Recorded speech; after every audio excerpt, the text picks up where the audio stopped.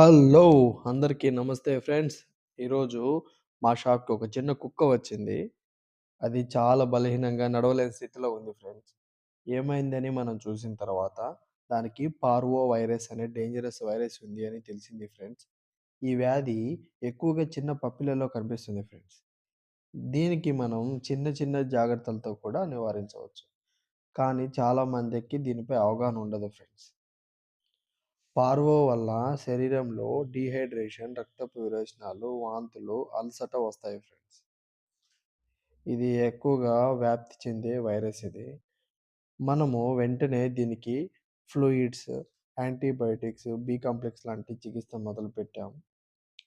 మీరు చూడొచ్చు మనం ఎలా చేస్తున్నామనేది. మన దోస్తులు కూడా చాలా బాగా కష్టపడినారు. మా సార్ కూడా పెట్ ఫిజిషియన్ చాలా బాగా ట్రీట్మెంట్ చేస్తారు. మనం దీంతో పాటు కూడా ప్రోబయోటిక్స్ కూడా ఇచ్చాం ఫ్రెండ్స్. ఇలా ప్రొఫెషనల్ ట్రీట్మెంట్ ఇస్తే కుక్కకు బతకడానికి అవకాశం ఉంటుంది ఫ్రెండ్స్. ముందుగానే వీటికి వ్యాక్సిన్ వేయించడం అనేది చాలా అవసరము. ఎందుకంటే ఈ పారు అనేది చాలా ప్రాణాంతకరమైన వ్యాధి ఫ్రెండ్స్. సరైన సమయంలో మనం చికిత్స చేస్తే రక్షించవచ్చు దీన్ని.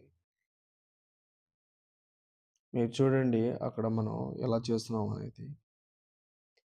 మీ ఇంట్లో పెంపుడు కుక్కలు ఉంటే వాటి ఆరోగ్యాన్ని నిర్లక్ష్యం చేయకండి ఫ్రెండ్స్. వ్యాక్సినేషన్ టైంకి చేయించండి. ఎందుకంటే ఈ పప్పీలకు ఈ పారు అనేది వస్తే మోస్ట్‌లీ బతకడానికి అవకాశం ఉండదు ఫ్రెండ్స్. వ్యాక్సిన్ అనేది వితిన్ ద 45 డేస్ లోపు పప్పీలకి ఇస్తారు. మన దగ్గర కూడా ఉంటుంది ఫ్రెండ్స్.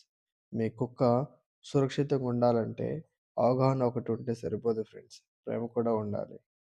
మీరు చూడొచ్చు మనం ఎలా చేస్తున్నామనేది. మనం వ్యాక్సినేషన్ చేసిన తర్వాత అలాంటి వైరస్ అనేది రాదు ఫ్రెండ్స్. మనం ట్రీట్మెంట్ చేసిన తర్వాత పప్పీ ఈ రకంగా యాక్టివ్‌గా ఉంది ఫ్రెండ్స్. మీరు చూడొచ్చు. పాపం వీళ్ళు చాలా దూరం నుంచి వచ్చి మన దగ్గర ట్రీట్మెంట్ తీసుకుంటున్నారు ఫ్రెండ్స్. మొత్తానికి పప్పీ లేచి నిలబడింది. మనం హ్యాపీ.